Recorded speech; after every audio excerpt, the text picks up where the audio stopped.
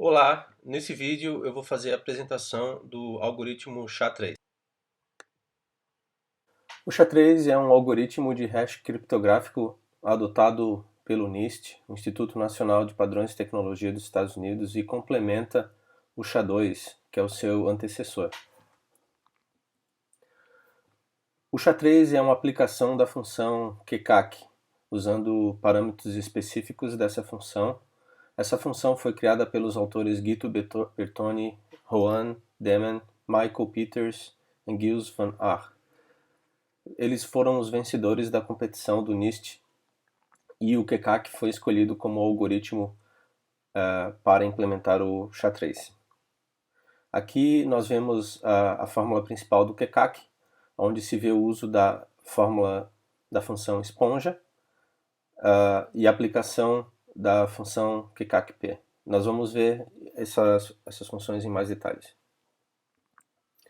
Primeiramente, vamos dar uma olhadinha na estrutura geral do SHA-3. A estrutura do algoritmo keccak, que define o SHA-3, a estrutura principal é a função esponja.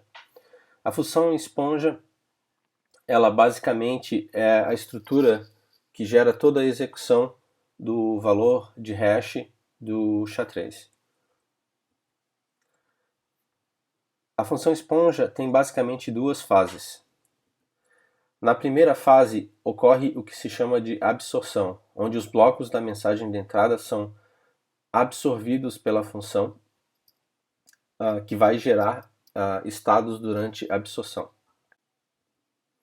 A segunda fase da execução da função esponja se chama squeezing, e é onde o valor de hash é gerado.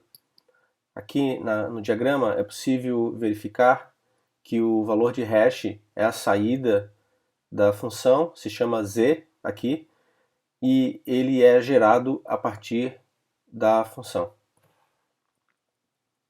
Em ambas as fases, ocorrem permutações e substituições em cada bloco de entrada. Essas substituições aqui no diagrama são representadas pela função f. Cada bloco da mensagem de entrada vai sendo processado, que vai modificando o estado dentro do algoritmo de esponja, até que na segunda fase se começa a geração do valor de hash. Dependendo do tamanho do valor de hash, vai ser necessário haver mais execuções dessa mesma função, que vai modificando o estado da função esponja. A função f executada pela função esponja é chamada de função keccak-p, e ela é executada em cada bloco da mensagem de entrada m. Para cada bloco, essa função executa 24 rodadas de permutações e substituições. O estado dessas rodadas vai sendo mantido numa estrutura chamada state array. Os primeiros R bits do state array são um XOR entre o bloco de mensagem de entrada e os primeiros R bits do estado da rodada anterior de execução. Se for o último bloco da mensagem, esta terá um padding, caso seja necessário para entregar os R bits. Esse padding vai ser composto por zeros, sendo iniciados por 1 e terminados por 1. Os últimos C bits do state array são preenchidos inicialmente com zeros, mas esses vão se alterando de acordo com as permutações e substituições de cada rodada. Agora nós vamos ver como ocorrem as permutações e substituições dentro da função keccak-p. As funções são executadas da seguinte forma. Primeiramente se executa a função θ, depois a função ρ, depois a função π, depois a função x e finalmente a função j. Cada uma dessas permutações e substituições são conhecidas também como step mappings. Cada função de permutação e substituição vai manipular o state array no formato de uma matriz. Uma matriz de 5x5, onde cada célula é uma palavra de W bits. Aqui nessa figura a gente consegue ver que na linha vertical nós temos as colunas da matriz e na linha horizontal nós temos as linhas da matriz e na profundidade nós vemos cada palavra de tamanho W bits. Para converter o state array na forma de matriz se usa a seguinte função.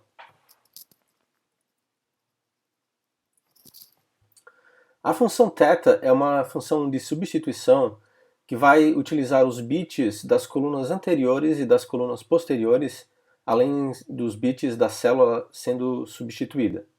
Então se vê aqui na figura que na linha vertical das colunas se utiliza o XOR das colunas anteriores e posteriores para se fazer a substituição dos bits da palavra da coluna atual. Cada bit substituído na função θ depende de outros 11 bits. Isso faz com que ocorra um grande grau de difusão entre os bits do SHA-3. A próxima função de execução é a função row. Essa é uma função de permutação dos bits dentro de cada palavra do state array e é denominada pelo algoritmo abaixo. O número de shifts que vai ocorrer para cada bit dentro de uma palavra vai depender da posição da palavra e desses bits dentro do state array. Então, como se mostra na figura abaixo, dependendo da palavra, da posição da palavra e dependendo da localização do bit dentro dessa palavra, o número de shifts vai variar dentro de cada palavra e bits. Sem essa função, a difusão entre as células ocorreria de uma maneira muito lenta. A função π também é uma função de permutação, como mostrada abaixo. Porém, neste caso, a permutação não se dá nos bits de uma palavra, mas entre as palavras da matriz. De acordo com a posição da palavra na matriz, ela vai ser deslocada para uma posição diferente da matriz. E existe uma regra baseada naquela forma que vai determinar o destino da palavra, como a gente consegue verificar na figura abaixo. A próxima função a ser executada é a função x. Ela é uma função de substituição baseada no valor do bit corrente e dos bits em posições correspondentes das duas próximas palavras. Abaixo se verifica na figura que esses bits vão sofrer uma operação de AND, NOT e finalmente uma operação de XOR. Sem essa função, o SHA-3 seria uma função completamente linear. Finalmente, a última função de substituição é chamada iota e é baseada numa tabela que se chama constantes de rodada, porque ela possui constantes diferentes em cada rodada de execução do QCACP. O valor de constante, ele, como já foi dito, é diferente para cada rodada, como mostrado na fórmula abaixo. As constantes são geradas por um algoritmo de shift linear. Abaixo se tem a implementação em Python. Somente a palavra 00 do state array é transformada por essa função. Agora que já vimos as funções de permutação, vamos olhar como essa função esponja e a função QCACP são aplicadas na definição das funções de hash do SHA-3.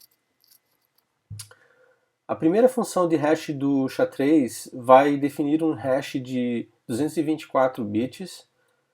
A capacidade é de 448 bits. O bloco a ser processado da mensagem de entrada será de 1152 bits, que totaliza um tamanho de state array de 1600 bits. A função de 256 vai ter 256 bits de hash e por consequência vai ter uma capacidade de 512 bits e um bloco de 1088 sendo consumido na mensagem. A próxima função é de 384 bits de hash e a última função é de 512 bits de hash. Nessa tabela a gente consegue perceber que o state array sempre vai ter o mesmo tamanho de 1600 bits e o que varia em cada uma dessas versões do SHA-3 é o tamanho do hash e a capacidade do state array. E isso, por consequência, vai mudar o tamanho de bloco a ser consumido. Então, o que se percebe é que quanto menor a capacidade, maior é o bloco de consumo da mensagem, ou seja, melhor a performance do SHA-3 porque ele vai consumir mais bits em cada rodada. Por consequência, como a capacidade é menor, essas versões com menos bits de hash, elas não vão ser tão seguras quanto as versões com uma capacidade maior. Porque à medida que se adiciona uma capacidade maior, ao longo das rodadas existe um maior número de difusão e substituição de bits. Além das funções de hash usuais, o SHA-3 tem essa característica interessante que permite funções de saída variável que são úteis em outras aplicações além das aplicações convencionais de hash. Então, o SHA-3 define duas funções. A primeira é uma função que vai ter uma capacidade de 256 bits e ela vai permitir a geração variável do número de hash, ou seja, o comprimento do hash é definido como um parâmetro da função, como se vê aqui. A versão 256 ela tem uma capacidade de 512, portanto ela tem um consumo de blocos de mensagem menor e vai demorar um pouco mais para executar, mas ela vai ser mais segura que a versão 128. E em ambos os casos também se usa um state array de 1600 bits. Vale também salientar, comparando com as funções de hash, que a terminação das mensagens são diferentes. Elas terminam com 4 bits setados, enquanto que no caso das funções de hash, a terminação é 01.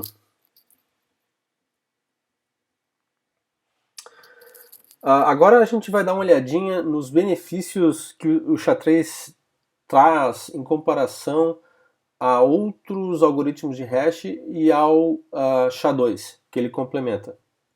Então, como o SHA-3 utiliza a função keccak, ele permite uma configuração da throughput, como a gente acabou de ver nas funções específicas definidas para o SHA-3. Então, isso vai permitir uma melhora de performance, de desempenho do algoritmo, em detrimento da segurança, ou, se a necessidade for aumentar a segurança, é possível usar uma capacidade maior e um consumo de bloco menor, o que permite mais segurança em detrimento da performance. Outra questão importante, como a gente viu nas funções shake, o keccak permite um tamanho variável de hash. Isso vai abrir o leque de aplicações, além das aplicações usuais de algoritmos de hash, que geralmente utilizam um tamanho fixo do valor de hash. Por exemplo, pode-se usar o SHA-3 para a geração de números pseudo-randômicos. Outra questão importante no SHA-3 é que, comparado com o SHA-2, ele tem uma margem de segurança bem alta. As suas funções de permutação o tornam menos vulnerável a ataques do que algoritmos tradicionais como o SHA-2. Para exemplificar, quase 80% das funções que fazem parte do keccak ainda não foram quebradas, enquanto que 40% das funções do SHA-3 já foram. Os autores do keccak conseguiram provar matematicamente que o keccak é seguro contra a pré-imagem, contra segunda pré-imagem e também contra colisões. Na questão de performance, o SHA-3 ele é comparável ao SHA-2. Porém, se ele for implementado em hardware, em termos de throughput, o SHA-3 ele é muito superior ao SHA-2. Na questão do design, o design do SHA-3 ele é orientado a bits, que torna a sua especificação bem clara, facilita o entendimento da especificação e também facilita a implementação do algoritmo. O seu design baseado em permutações e baseado na função esponja também vai permitir o surgimento de outros algoritmos alternativos usando essas funções componentes e também vai permitir o uso do SHA-3 para outras aplicações além de hashing, como já vimos. Rapidamente veremos agora algumas das deficiências do SHA-3. Uma questão importante no SHA-3 é que ele é inversível, ou seja, se se sabe os passos intermediários do SHA-3, é possível se chegar a partes da mensagem original que foi feita com o hash do SHA-3. Então, por exemplo, se o SHA-3 for utilizado em aplicações como Message Allocation Codes, seria possível se chegar à chave original se se tivesse acesso aos estados intermediários do SHA-3. A sua performance ela é razoável em software, porém existem outros algoritmos como o Blake que têm uma performance melhor que o SHA-3, o que não é o caso em termos de hardware. Quando a implementação do SHA-3 é feita em hardware, ele tem um desempenho muito bom. Então, concluindo a apresentação do SHA-3, é importante salientar que o SHA-3 tem um design simples e elegante comparado a outros algoritmos de hash. Também é muito flexível nas opções de parâmetros e nas aplicações possíveis. O SHA-2, por exemplo, é utilizado por pelo menos uma década e ainda não foi quebrado. Então, com a margem de segurança que o SHA-3 tem sobre o SHA-2, espera-se que o SHA-3 tenha uma vida ainda muito maior. Mesmo com os avanços de hardware e criptografia da próxima década, não é difícil esperar que o SHA-3 seja seguro pelo menos nos próximos 10 anos ou ainda mais.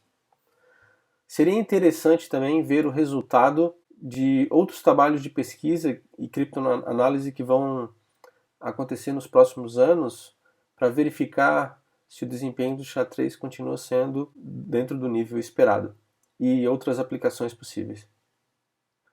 Então aqui encerramos a nossa apresentação do SHA-3.